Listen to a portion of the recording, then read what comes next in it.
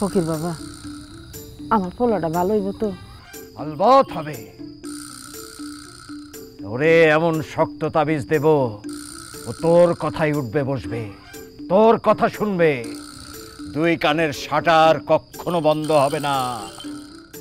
আম্মা, এত দুয়া কিনলি গা? এটা কেডা?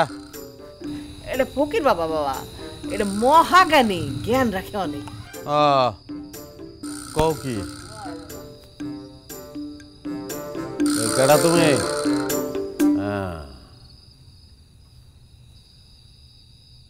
আম্মা, তোমার 10 মিনিট টাইম দিলাম, এই টাইমের মধ্যে আরো বাইট করবা, নাহলে কিন্তু ঝামেলা হয়ে যাব। কি কর? অবুঝ বালক, তুই অনেক ঝামেলায় আছিস। তোর ঘরে একটা পরী আছে, নাম সোনামুখী। ওই সোনামুখীর লোক তার বিয়া দিব। বাট পার, বাইর জলদি বাইর বাইর। ওই কিন্তু অপমান করতেছে। ওই অপমানের দেখছস কি তুই? তোর বড়ই গাছের লাগে বাইন্দা হাফ দেয় পিটামু। তুই সোনামুখী জরিনা চকি না এগুলো কে জিকির করবি তুই? ওই গেলি ওঠ বাইর। এটা তুই কি কর? বাবা অনেক ভালো মানুষ, মহাজ্ঞানী। এই হলো তোমাকে সমস্যা, যারে তারে জ্ঞানী বানায় দাও। আর চিনি আমি, ওর নাম ইফাদ, এক ক্লাসে পড়তাম। ওরে সবাই কইতো ক্লাসে 3rd ইয়ার, 3 বার ফেল করছে, এরপর পড়ালেখা বাদ দিছে, চাকরি বাকরি পায় না। কি করবো? ভূত ছাড়াই খায়, বুঝো নাই? এই কি যাবি তুই? দোস্ত দোস্ত, আমি তো যাইতেছি, তুই যেতিস না। হ্যাঁ যাইতেছি। যাইবেন কেন? আপনি না ওঝা। মাগো, আমারে ক্ষমা করবেন।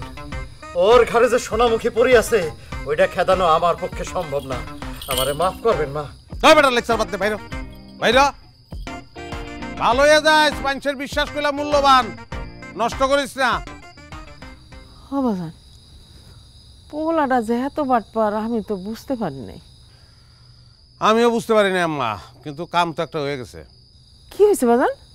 একটা মায়ের তো আমি ভালোবাসা ফেলাইছি আম্মা। কি কস? মেয়েটা কেডা? গ্রামের বাড়ি কই? দেখতে কেমন? নাম কি? আস্তে আস্তে সবই শুনবা, আমার একটু সময় দাও। এর লেগে তো কই দোকান কেন বন্ধ থাকে? আমার পোলা কেন এরম করে? আল্লাহ গো আল্লাহ, তুমি রহম করছো আল্লাহ। তুমি শুধু আমার বউটারে ভালো দিও, লক্ষ্মী একটা বউ দিও।